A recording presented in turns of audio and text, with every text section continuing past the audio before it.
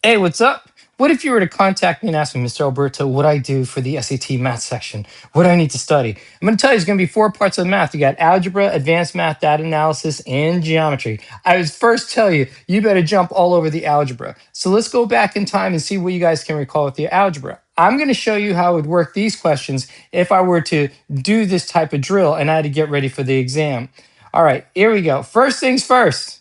Let's deal with stacking. Whenever you're dealing with algebra questions, you want to see whether or not you can stack the information and see if you can make heads or tails out of it. For example, they ask me, what is 4x plus 2 when it equals 12? Then I have to figure out what is 16x plus 8? What if I took that 4x plus 2, stuck it right underneath the second equation? Of course, I got to set it to equal 12. But do you notice the ratio? It's a 1 to 4 ratio. This is 1 to 4. So the answer must be also 1 to 4. 4 times 12 is 48. You got your answer. Now you can solve for x for the first part. You can take that and solve for x, get your answer, and then plug it back into 16x plus 8. You'll still get the same answer, 48.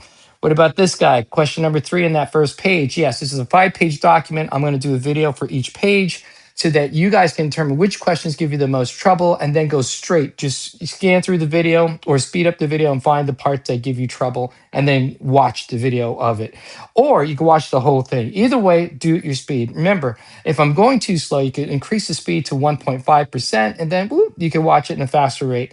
This question, 3x equals 12. Well, thank you for telling me that 3x equals 12. Doesn't that mean that 3x equals 12 right there? So that means I got a negative 12 plus y equals a negative 6. If I solve for y, I've got to add 12 to both sides. If I do add my 12 to both sides, then I'm going to get y equals a positive 6, and that's the answer to that question.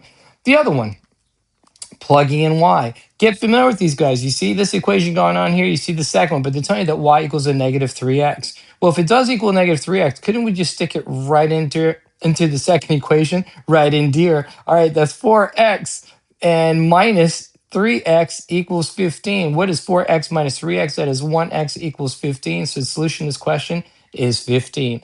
Next one. Whenever they give you these type of questions, you see, oh, check this out. Aren't these like opposites of one another? But they want you to solve for 39x. All right, let's see what we do with this guy. What if I put a line underneath it and I want to get rid of my y, so I need to solve for x? Well, let's just add. What is 3y plus a negative 3y? That'll be 0. What is 4x plus 9x? That'll be 13x.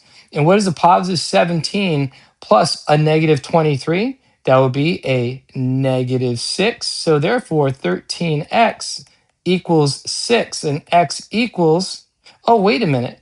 What am I going to do that? You see what happens? Most students are going to go solve for x. You don't have to. They're asking, what is 39x? So if I know 13x equals 6, then what is 39x going to equal? Hopefully you notice that there's a 1 to 3 ratio. So therefore, this would have to be a 1 to 3 ratio. Your answer would be 18. And that's pretty much it, Bubba. Next question. What if they give me this and they're asking me to solve for y? What if I put a line underneath this and I just happen to get rid of my x's? How I get rid of my x's from Texas when I want to go to the problem with y? I just subtract. What is 3x minus 3x? 0. What's 6 minus 4? 2 equals 4y minus 2y equals 2y. What will y equal? Y will equal, if we divide both sides by 2, whoop, whoop, that cancels. So y equals 2 over 2, which is also equal to 1. Sweetness. Let's go to the next question so we can destroy this page. You see this guy. Now you ask yourself, well, they're stacked. I got my x values on top of one another. I got my y values. Could I add these? Would it help me? No, I would get 8x plus 9y. It doesn't help me to solve for y. What if I subtract? Well, 6x minus 2x is 4x. 7 minus 2y is going to be 5y. That doesn't help me either. So I'll probably have to do substitution. Or better, this would be a perfect question for Desmos. The previous questions, you could use Desmos. This one, you could definitely use Desmos to save you some time, but I'm going to show you substitution. We need to solve for y, so that means we got to get rid of x, because x can't go to the prom with us. So I'm going to multiply the second equation by 3 all the way across. Now, whether you pick positive 3 or negative 3, it doesn't matter. What's 2 times 3? It's going to be 6x. What's 2 times 3? It's going to be 6y. What is 3 times 10? It's going to be 30. Then we can put a line underneath it. Who are we going to prom with? We're going to prom with y, and we got to get rid of x. How do we get rid of x? Just subtract. 6x minus 6x, that's equals 0. 7y minus 6y, that equals 1y, equals 28 minus 30. Be careful, 28 minus 30 will give us a negative 2, not a positive 2. So A is your answer. Next question here. This is a deeper question. I call it a dirty question. Sometimes I like to give you dirty laundry in a test. And if you recognize the dirty laundry, you know not to put it on. Stick it back in the washer and let it go through its cycle. All right, now we see these two equations. Hopefully, you're able to recognize that these two equations are lines, slope-intercept formulas. If we set them equal to y, we'll get slope-intercept formulas. Right now, they are in standard form. I don't know if you guys remember that. Does it matter the terminology? No, just know that the slope-intercept formulas. All right, I mentioned that because this type of question, you got to practice to recognize what you're looking at. Look at the answer choices.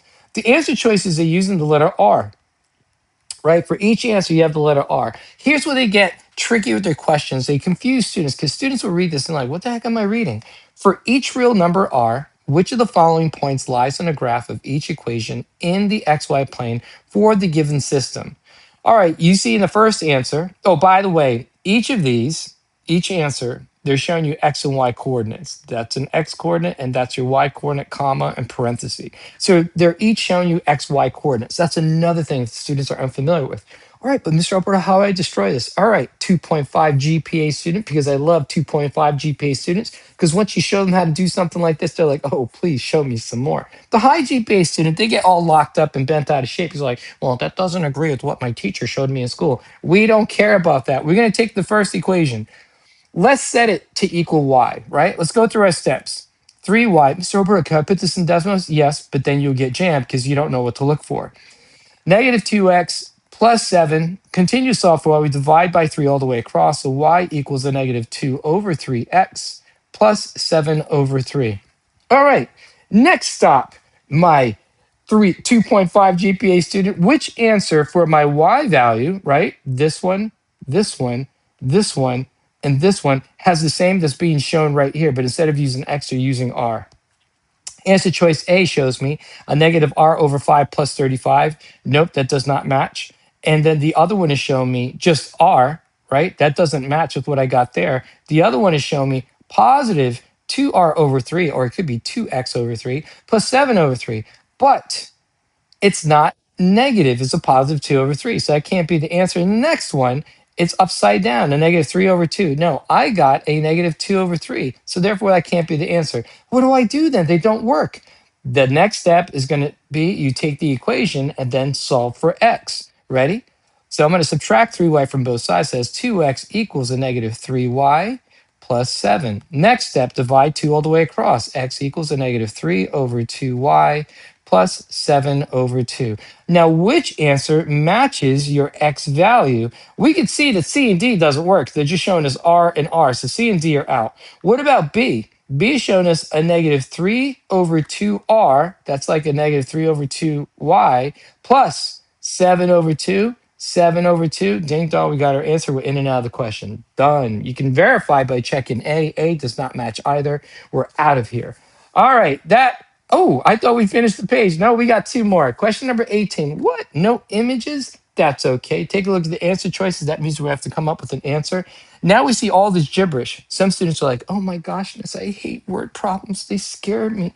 No, this is easy stuff.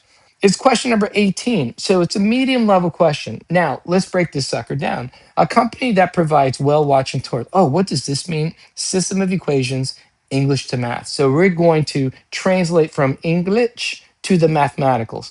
A company provides a well watching tour that takes groups of 21 people at a time. Now they're changing gears. The company's revenue is $80 per adult plus $60 per child. So who are the people being taken? Adults and children. 80 for adult, each adult, $60 for each child. Continue reading. If the company's revenue for one group consisting of adults and children was $1,440, so I'm keeping my underlined reds together because it's all about the dollars. Now they want to know how many in this group were children. All right, how many total people at a time went? It was 21. So of these 21 were made up of adults plus children. You guys get how that works? All right, let's go with the money. It was $80 per adult plus $60 per child. Now notice how I stacked the letters, A on top of A, C on top of C. And how much total money was it for? 1440. All right, now I got to figure out how many children went on this trip. That means I got to kick the adults to the curb. I'm going to the prom with the children, but I'm leaving the adults behind. How do I get rid of the adults? I'm going to equate 80 all the way across. I'm going to multiply all the way across 80. So what's 80 times A? That's 80A. Now I can't get rid of my A's, right? What's 80 times C? That's 80C. And then 80 times 21, I'm going to use my trusty $1.78 calculator. 21 times 80 is equal to 1680. Let me stick that right up there. I'll scratch that out. All right, put a line underneath. How do we get rid of the adults? Kick them to the curb, subtract. So that's 0. What's 80C minus 60C? That is 20C equals 1680 minus 1440. That'll be 240. All right, let's solve for C. We'll divide both sides by 20. And I think you got your answer. So C equals 20 goes into 24 one time. Carry that 4 over. 20 goes into 40. Ooh, ooh, 2 times. So C equals 12. There you go. And that's it. That's how you destroy these questions. They like asking these questions, but a lot of students, when they read them, they understand what's going on, but they're kind of like their minds get a little bent. If you do get bent on questions, remember, there's always an easy way to solve this. Could you use Desmos on this? I have a student, she's really good at using Desmos, and somehow she figures out a way to use it, but it takes her time for this question. So she decided to do it longhand with paper pencil.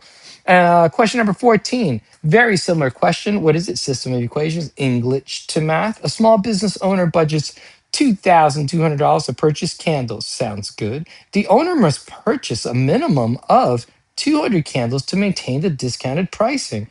Oh, okay. If the owner pays $4.90 per candle to purchase small candles and $11.60 per candle to purchase large candles, what is the maximum number of candles the owner can purchase to stay within the pricing, the discounted pricing, the budget, and maintain the discounted pricing? All right, let's set it up.